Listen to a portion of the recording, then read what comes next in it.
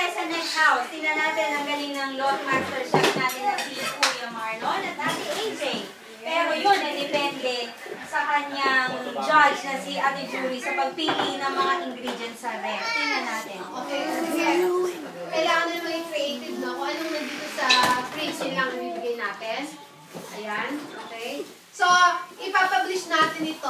Ayan ang sarili niyong recipe. Okay? Sa The Kitchen. Panoorin nyo na lang itong video na sa The Kitchen. Okay? O, ano ba yan? Meron na tayong mushrooms. Tingnan natin. May mini veg. At saka string beans. At saka mixed pepper. Pag-isipan nyo lang po kaya. Ano kaya maluluto natin? May ice cream din dyan.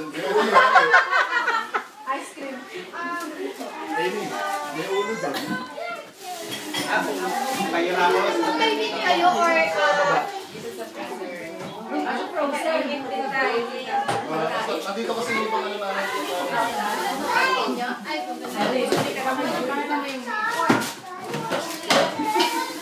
Ito yung meat. Sarap mo. Ulo ng baboy.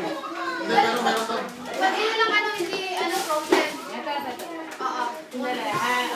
So, kailangan natin 1, 2, 3, 4, 5. Isa pa. Ice cream. Ice Kuha na cream. lang ng isa pa na dyan, Amy. Isang pork. Yan. Ano to? Pork kabayan eh. Ayan. Pork belly.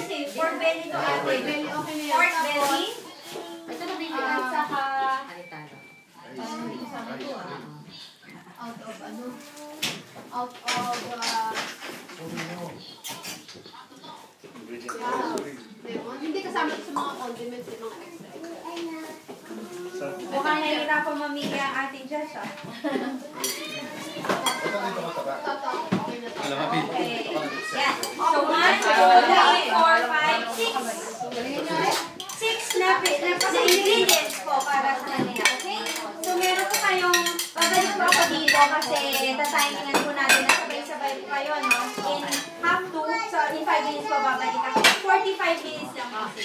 Okay? Sige po. Okay. Next, see you.